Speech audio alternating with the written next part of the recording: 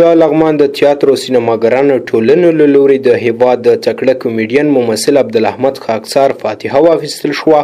او د هغه روح ته دعا وشوه. د لغمان د تیاتر او سینماګرانو ټولنو له لوري د هیواد د تکړه کمیډین ممثل عبدالاحمد خاکسار چې څو ورځې وړاندې د ورپېښې ناروغۍ له امله وفات شوی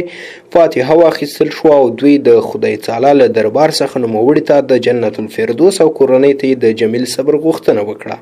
د لغمان د تیاتر برخې مسؤل بشرمل شان،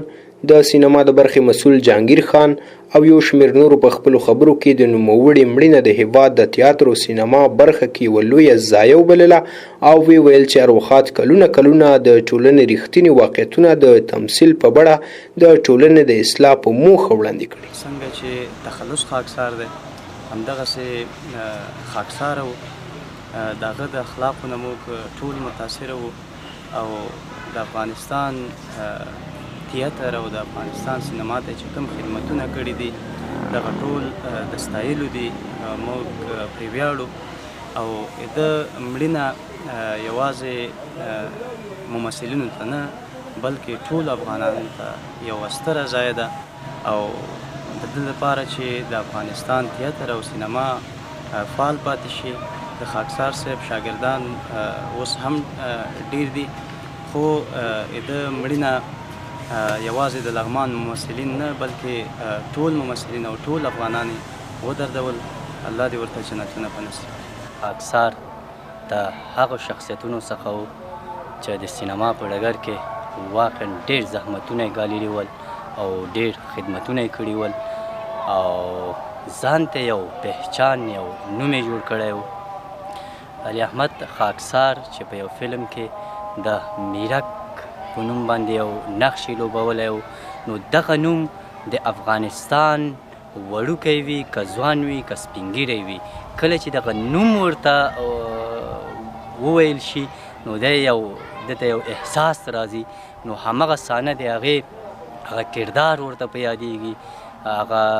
کرکټر ورته په یادیږي چې په فلم کې نقش لوبولی و. نو واقعا ډیر زحمتونه یې ګاللي وو. نو د سینما په ډګر کې د خاکسار صاحب مړینه یو غټه ضایعه ده،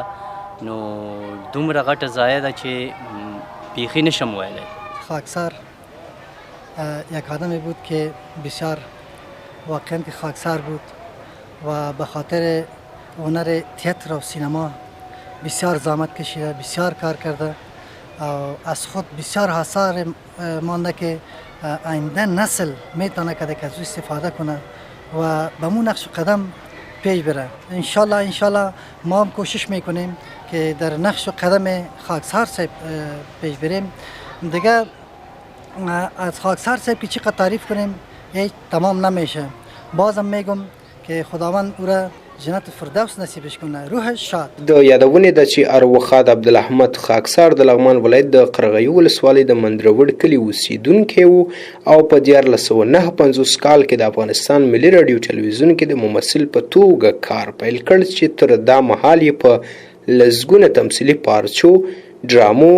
او فلمونو کې چې د ټولنې واقعیتونه پکې انځور شوي ټولنې ته وړاندې کړي چې بالاخره په 1402 د اسد د میاشتې په 3 نیټه د زړه د ناروغۍ له امله د کابل په یو روغتون کې د 15 کلنۍ په عمر له دې فاني نړۍ څخه سترګې پټې کړې. یاسر مشتاق، هیرو ټي وي، لغمان.